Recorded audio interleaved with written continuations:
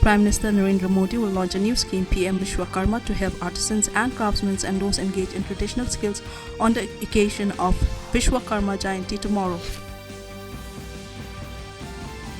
The Legislative Assembly of Meghalaya members Pension Amendment Bill 2023, which seeks to reduce the qualifying years of 2 years and 6 months for an MLA to be eligible to receive pension, was tabled in the first day of the Assembly's autumn session held on Friday.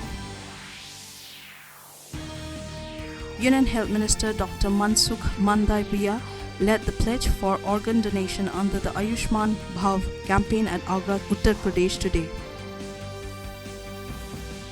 National People's Party (NPP) National President and Chief Minister Conrad K. Sangma has said selection of candidates for the upcoming Lok Sabha polls will be based on winnability factor. Shubman Gill's brilliant 121 and Asa Patel rearguards 42 went in vain as India lost by 6 runs against Bangladesh in an inconsequential Super 4 match of the Asia Cup match at Colombo on Friday. Before this match, India and Sri Lanka had already sealed their places in Sunday's final.